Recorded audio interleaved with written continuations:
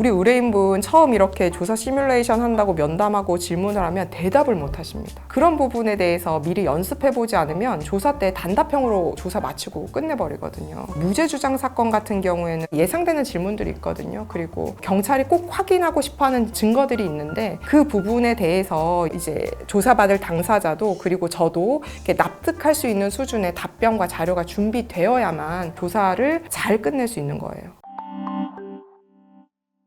네, 안녕하세요. 경찰 검사 출신 강정은 변호사입니다. 형사사건으로 경찰이나 검찰 조사를 받을 때는 매우 신중하게 대응해야 하는데요. 이 경찰 조사와 검찰 조사가 향후 형사처벌 여부나 그 수위에 큰 영향을 줄 수 있기 때문인데요. 오늘은 경찰 및 검찰 조사 시 대응 방법과 주의할 점에 대해 자세히 설명해 드리려고 하니까 형사사건을 진행 중인 분들에게 도움이 되길 바랍니다. 네, 먼저 경찰 또는 검찰에서 출석 요구를 받았을 때는 이렇게 대처하세요. 출석 요구에 정당한 사유 없이 불응할 경우에 체포 영장이 발부될 수 있습니다. 그러니 반드시 출석하셔야 하고요. 출석이 어려운 경우라면 그 사유를 상세히 설명하고 조사 일정을 조율해야 합니다. 예를 들어서 대학병원 진료 예약으로 인해서 그 날짜에 출석이 어렵다면 그 병원 예약 내역을 제출해서 출석이 어렵다는 점을 설명하고 다른 날짜를 조율해서 조사 일정을 다시 잡아야 합니다. 그 외에도 변호인을 선임하여 조사를 받고 싶다 이렇게 얘기하면서 조사 일정을 조율할 수도 있어요. 출석 전에 변호사를 선임하고 자신이 조사 받을 내용을 미리 확인해서 조사에 들어가야 하고요. 또 조사 시에는 침착하게 진술해야 합니다. 있는 그대로 진술하되 자신에게 불리한 내용을 구구절절히 설명할 필요는 없습니다. 수사기관에 감정적으로 대응하거나 짜증을 내는 일은 삼가야고요. 조사도 다 사람이 하는 일이니까요. 저는 조사 시에 변호사와 함께 들어갈 것을 권하는데요. 물론 조사 때 변호사가 당사자 대신 다 대답을 할 수는 없어요. 그러나 변호사가 함께 들어가면 당사자의 진술이 왜곡되는 것을 방지하고 무리한 추궁도 방지할 수 있어요. 그리고 조사를 마친 후에는 조서를 읽어보고 말한 내용과 다른 내용이 기재되어 있는지를 반드시 확인한 후에 수정까지 마쳐야 합니다. 변호인이 동석한 경우라면 변호사가 조서 내용을 꼼꼼히 검토하지만 혼자 조사를 받는 경우라면 조사를 다 받은 후에도 긴장을 놓지 말고 조사를 확인하고 수정 요청을 하셔야 합니다. 수사 과정에서 특히 주의해야 할 점은요. 감정적으로 대응하지 말라는 점이에요. 억울하고 화가 나더라도 그 자리에서 수사관과 싸워서는 안 되고요. 침착하게 상황을 파악하고 변호사와 상의해서 대응해 나가시면 됩니다. 예를 들어서요. 내가 중요하다고 생각하는 내용을 이야기했는데 수사관이 그거 중요한 내용 아니다. 또는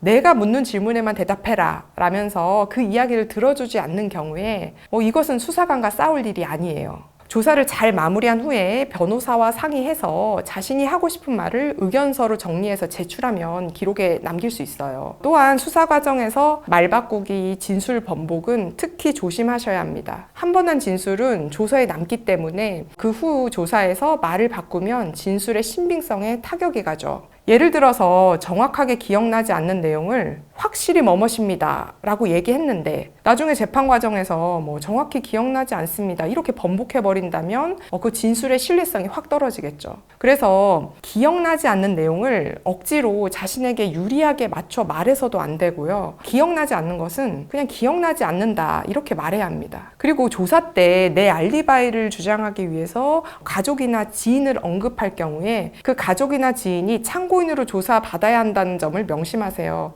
즉 내 알리바이를 만든다고 거짓말로 가족이나 지인을 함부로 언급해서는 안 됩니다. 만약 거짓말로 가족이나 지인을 증인으로 세웠고 가족이나 지인이 법정에서 허위로 진술할 경우에는 그들이 위증죄로 처벌받게 된다는 점을 아셔야 해요. 경찰 조사나 검찰 조사 받기 전에 미리 준비를 해야 하는데요. 특히 피의자로 조사받는 경우라면 사건 발생 경위 그리고 자신에게 유리한 자료를 미리 정리해야 하고요. 또 중요한 쟁점이 되는 사실관계에 대해서는 시간 순서대로 미리 정리를 해본 후에 조사에 들어가야 합니다. 그래야만 자신에게 유리한 내용을 조서에 하나라도 더 남길 수 있겠죠. 저는 경찰 조사 전에 조사 시뮬레이션 과정을 거치는데요. 예상 질문을 뽑아서 질문을 하고 그에 대해서 답변하는 것을 연습해보는 과정이에요. 거짓말을 하라는 것이 아니고요. 기억나는 대로 있는 그대로 진술하면서도 자신에게 유리한 사실관계를 자세히 진술하고 불리한 내용이 조서에 남지 않도록 준비하는 과정이죠. 이렇게 준비를 하셔야만 조사에 들어가서 내가 준비한 내용을 이야기할 수 있어요. 안 그러면 정말 단답형으로 대답하거나 아니면 수사관의 어떤 질문에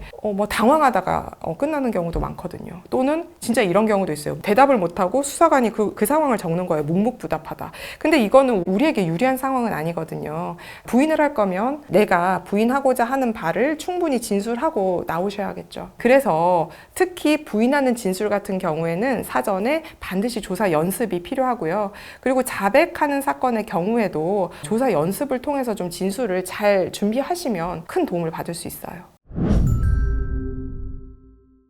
네, 수사는 생물과 같아요. 수사 과정, 조사 과정에서 계속 변수가 발생하고 그때그때 제대로 대응해야죠. 그래서 수사 과정에서는 전문가인 변호사의 도움을 받는 것이 중요합니다. 꼭 제가 아니어도 좋으니까 좋은 변호사를 만나 어려운 형사사건을 잘 풀어 나가시기를 바랍니다. 네, 오늘도 긴 영상 시청해 주셔서 감사합니다.